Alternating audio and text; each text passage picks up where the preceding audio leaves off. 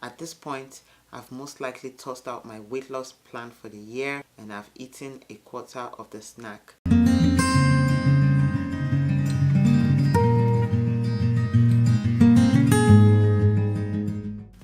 Hello, it's another spoonful episode, hot from Laradiji's pot of life, literally. Welcome to my channel. I'm a lover of peace and I love talking about situations we might find ourselves in that do need it. Today's episode is about the promised how-to fried bean cake. Just saying its name is giving me a headache already. If this is your first time here, we love you. We meaning all the sections of this channel. This video is from the Do It Yourself Today section. Do check out the other ones. Follow me on Instagram at Laraddiji and subscribe to my YouTube channel so you don't miss the many more marinating, sizzling and grilling topics to come. So first things first, my people, what you'll be needing for this recipe is 3 to 4 cups of brown beans or any other beans that you like. It could be white beans or something close to it. Then you're going to be needing your Scotch bonnets.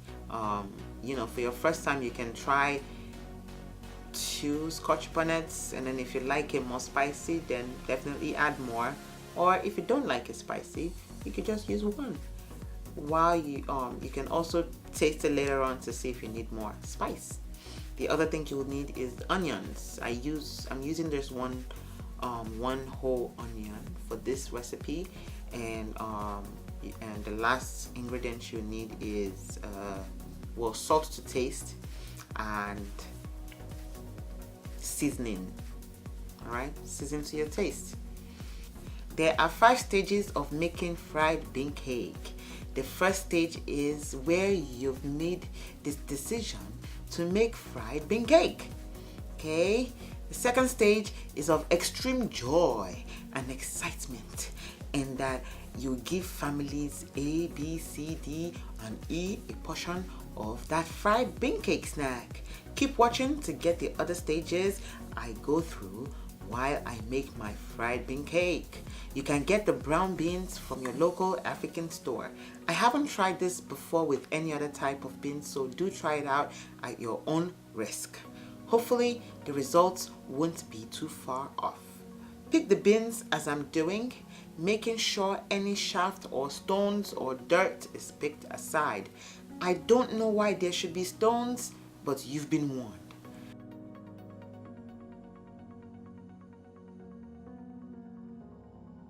This is what I got from the quantity I have. I didn't measure these beans, but it's about 3 to 4 cups of beans. You can make more or less if you're doing this for more or less people. Next, you soak this for a minimum of 30 minutes or until it's easy to take off the peel of the beans. This is where the third stage comes in, the anger phase, which involves the preparation, the picking and the peeling. This usually is the longest part of making this homemade snack. That and the lots of water you'll need to wash off the peels.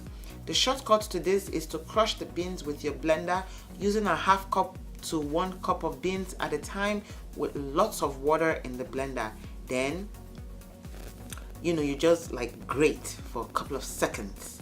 Then you can sift the beans from the peel. So, yep, I did the longer version. Why? I can't remember. It's very therapeutic though. I guess once you get over the anger part, this is the stage where I usually question myself why I decided to do this recipe in the first place. Hit me up in the comment section below about a recipe that takes your time, that makes you question the reason why you started it in the first place.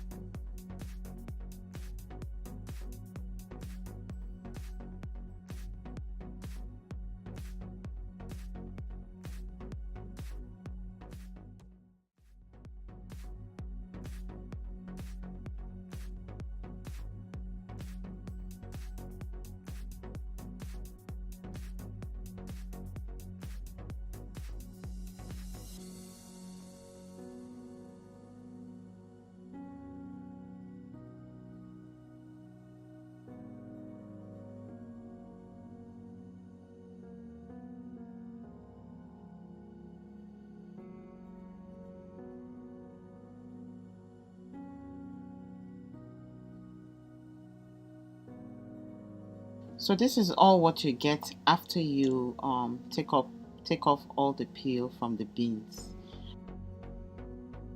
Once you get over this stage, then you can blend your plain and naked beans. Blending is a bit more forgiving.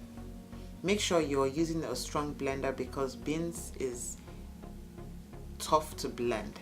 So you don't want to use just a small commercial blender. Trust me, I broke one of my blenders that way. It was a weak blender. I'll put the name of the blender I use in the description box below.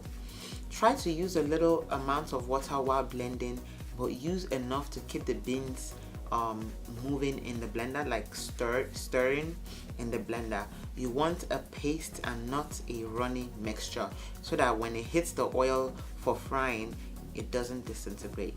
You can add more water later on if the mixture is too thick.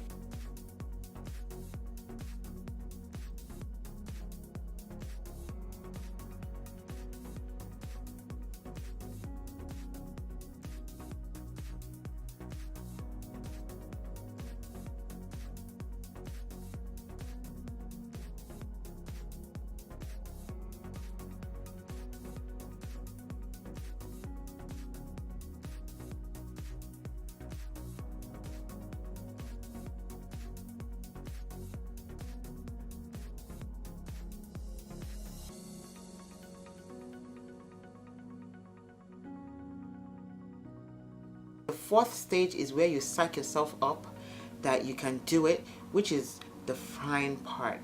Your frying pan should be about 2 or less inches deep. Add your oil about 1 to 1/5 inches deep.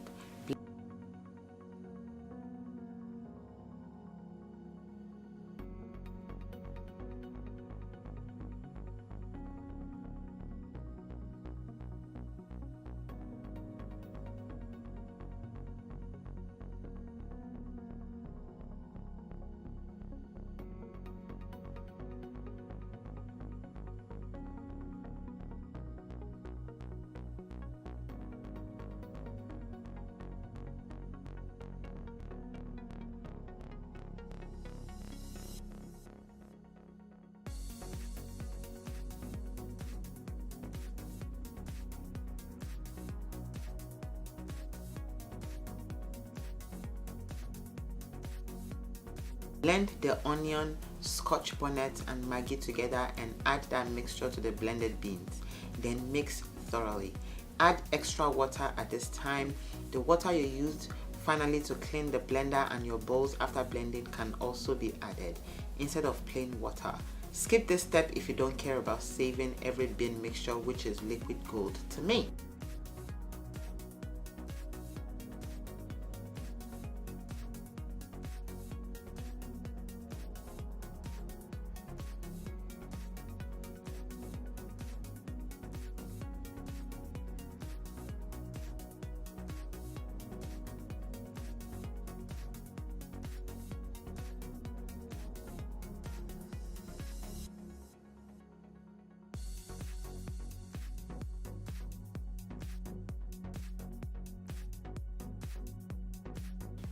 Now add a dollop of bean mixture with a round-mouthed spoon to your hot oil and fry till it's golden brown.